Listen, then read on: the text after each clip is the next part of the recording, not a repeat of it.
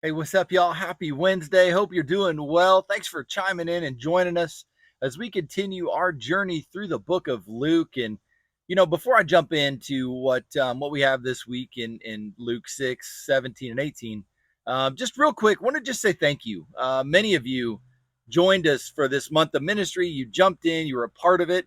For some of you, you signed on to be a monthly partner and received and will receive one of these fancy shirts.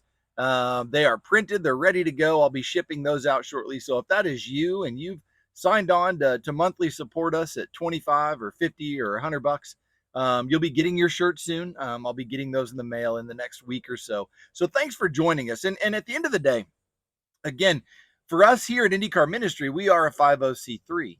Although we are supported in some amazing ways by IndyCar, we are not financially supported. And so when you support us, you're moving beyond being a fan. You're making a difference in the very sport that you love and appreciate and enjoy. And so for those of you that have jumped in to support and be a part of this with us, I got to say thank you so much.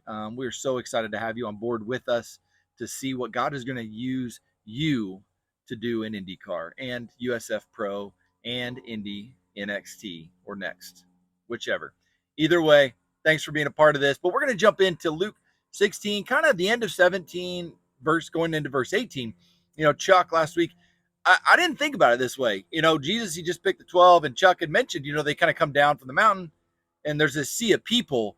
Like, can you imagine that moment for a minute? Like, seriously, you just kind of got picked, which is you're not the kind of guy that gets picked for anything. And here Jesus picked you, but then you look out and you see this sea of people. Like, talk about an oh no moment, right? Like, what did I get myself into here? So with that in mind, that sea of people, it's easy to read through scripture and just kind of blow through the verse and not catch on to some things. But there's something I want to show you here. It says multitude of people from Judea, Jerusalem, and the sea coast of Tyre and Sidon. It's Tyre and Sidon.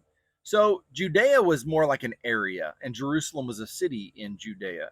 And so Jesus, I don't know if he was in Jerusalem at this point, but he's in and around that area. Well, I did some Googling, and it turns out Tyre and Sidon is almost 135 miles from Jerusalem.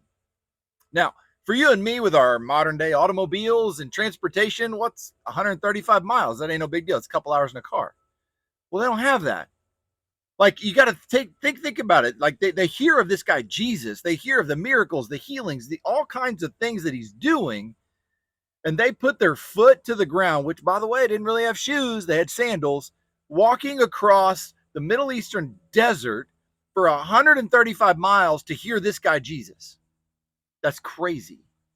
That's crazy. Like, how many of us, myself included, when it's raining in the parking lot at church, we don't really want to get out of our car to go inside? Or how many complain, because, well, we had to park way out in the very back 40 at church? Or, well, we got to sit in traffic to get out of the parking lot.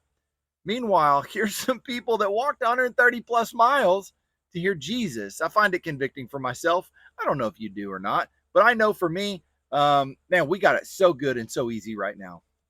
But beyond that, there's something bigger that I wanna point out, and it's just the first few letters in the verse 18, where you have these people that came from Judea, Jerusalem, Tyre, and Sidon. And here's what it says in verse 18: who came to hear him, to be healed of diseases, and those who were troubled with unclean spirits were cured. There's a lot in that verse, but I just want to focus on the first part: who came to hear him. They came to hear him. Jesus says a lot, he repeats himself a lot. Those who have ears, let him hear. And I think that's something for us right now. Like, do you have ears to hear? Do I have ears to hear? Like, there might be times where I'm listening, but I'm not hearing. There's many times where I'll sit in church, or I'm talking with a friend, or I'm in a group environment and I'm listening, but I'm not hearing. I think there's a difference. I think truly hearing and hearing one another is a lost art in our culture and our society, let alone the ability to hear the voice of God in your life. And so I don't know what that looks like for you. I know for me, between travel and the chaos of two young kids, it's really hard for me to silence the noise in my life and my heart to hear him, to hear him. And it's something that I'm actively working on because I truly believe before we can be obedient and do what God's called us to, we've got to hear him. And so I don't know what that looks like for you today. I don't know where you are in your life or what you might be wrestling with. But might I add, if you're seeking his wisdom, you're seeking just the Lord or your relationship to deepen it or whatever it is that you're seeking, it always starts with hearing him. And so whether that's going to a quiet place, calming your spirit, calming your stress, your anxieties, I don't know what that looks like, but are you truly listening? Do you hear him? So anyway, y'all, I hope this blesses you. Thanks for being a part of this with us. We'll see you back next week.